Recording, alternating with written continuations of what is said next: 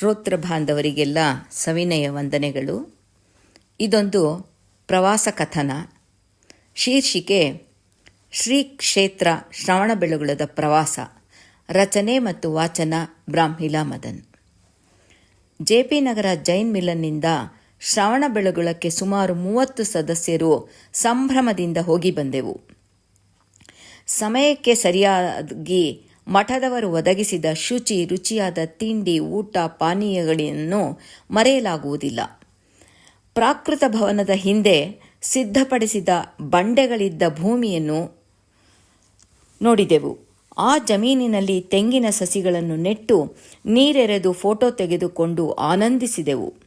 ಪ್ರಾಕೃತ ಭವನ, ವೃದ್ಧಾಶ್ರಮ, ಮಕ್ಕಳ ಆಸ್ಪತ್ರೆಯನ್ನು ವೀಕ್ಷಿಸಿ ಸ್ವಾಮೀಜಿಯವರ ದರ್ಶನಕ್ಕಾಗಿ ಆಗಮಿಸಿದೆವು. ಸ್ವಾಮೀಜಿಯವರಿಗೆ ಫಲವನ್ನರ್ಪಿಸಿ ಆಶೀರ್ವಾದ ಪಡೆದು ಸುಮಾರು 2,68,000 ರೂಗಳನ್ನರ್ಪಿಸಿ ಅಳಿಲು ಸೇವೆ ಎಂದು ಕೃತಾರ್ಥರಾದೆವು. ಮುನಿಗಳ ಸಮೂಹಕ್ಕೆ ಗುರುಕುಲದಲ್ಲಿದ್ದ ಕನ್ಯಾಶ್ರಮದಲ್ಲಿದ್ದ ಮಕ್ಕಳಿಗೆ ಹಣ್ಣುಗಳನ್ನು ಕೊಟ್ಟು ಮಕ್ಕಳ ಮುಖದಲ್ಲಿನ ಮಂದಹಾಸ ಗಮನಿಸಿದೆವು. ದಶಲಕ್ಷಣ ಧರ್ಮದ ಪ್ರವಚನ ಕೇಳಿದೆವು. ಆಚರಣೆಯಲ್ಲಿರುವ ನಿರ್ವಾಣ ಮುನಿಗಳ ಉಪನ್ಯಾಸಕ್ಕೆ, ಮಾತಿಗೆ ಮಹತ್ವ ಹೆಚ್ಚು ಎನ್ನುವ ಅನುಭವದ ನುಡಿ ನೆನಪಾಯಿತು. ನಂತರ ಚವ್ವೀಸ ತೀರ್ಥಂಕರರ, ಬಾಹುಬಲಿ ಭಗವಂತರ, ಚಂದ್ರನಾಥ ಸ್ವಾಮಿಯ, ಕುಷ್ಮಾಂಡಿನಿ ಅಮ್ಮನವರ ದರ್ಶನದ ಭಾಗ್ಯ ನಮ್ಮದಾದ ಪುಣ್ಯ ದಿನ ಅಂದಾಗಿತ್ತು.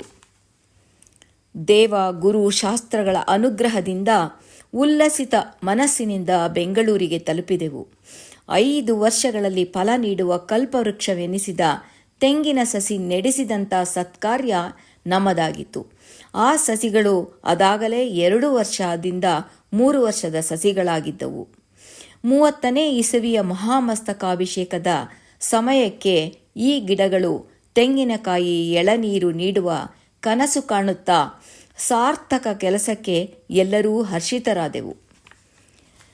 ಇಂದ್ರಗಿರಿ ಚಂದ್ರಗಿರಿ ನಡುವೆ ಕಲ್ಯಾಣಿಯೂ ಸುಂದರ ಬಹು ಸುಂದರ ಎಂದು ಹಾಡುತ್ತಿದ್ದ ಹಾಡನ್ನು ಇಲ್ಲಿ ಹಾಡುತ್ತಾ ಕಲ್ಯಾಣಿ ಪಕ್ಕ ಹಾದು ಹೋದೆವು. ಹಸಿರ ಸಿರಿಯನ್ನು ಹೊತ್ತು ಹಿಂತಿರುಗುತ್ತಾ ಇದ್ದೆವು. ಪದಾಧಿಕಾರಿಗಳ ಪರಿಶ್ರಮಕ್ಕೆ ತಕ್ಕ ಫಲ ದೊರೆಯಿತೆಂದು, ಸದಸ್ಯರ ಸಹಕಾರ ಸದಾ ಇರಲೆಂದು ಆಶಿಸಿದೆವು. ಜೆ.ಪಿ. ನಗರ್ ಜೈನ್ ಮಿಲನ್ನ ಇಟ್ಟ ಪುಟ್ಟ ಹೆಜ್ಜೆ ಇದಲ್ಲ, ದಿಟ್ಟ ಹೆಜ್ಜೆ ಎಂದೇ ಹೆಮ್ಮೆ ಪಡೋಣ. ಐತಿಹಾಸಿಕ ಸುಪ್ರಸಿದ್ಧ ಕ್ಷೇತ್ರ ಶ್ರವಣಬೆಳಗೊಳದ ಪ್ರವಾಸ ಪ್ರಯಾಸವೇ ಇಲ್ಲದ ಪ್ರಯಾಣವಾಗಿತ್ತು. ಶ್ರೀ ಅಭಿನವ ಚಾರುಕೀರ್ತಿ ಭಟ್ಟಾರಕ ಪಟ್ಟಾಚಾರ್ಯವರ್ಯರ ಪಂಚವಾರ್ಷಿಕ ಯೋಜನೆ ರೂಪರೇಷೆಯನ್ನು ಕೇಳಿ ನಿಬ್ಬೆರಗಾಗಿ ನಿಂತೆವು. ಶುಭವನ್ನು ಕೋರಿದೆವು. ಕಣ್ತುಂಬಿಕೊಳ್ಳುವ ದಿನವನ್ನು ನಿರೀಕ್ಷಿಸುತ್ತಾ ಶುಭ ಸಂಕಲ್ಪದೊಂದಿಗೆ ನಮ್ಮ ಪ್ರಯಾಣ ಮುಂದುವರೆದಿತ್ತು. ಇತಿ ತಮ್ಮ ಬ್ರಾಹ್ಮೀಲಾ ಮದನ್.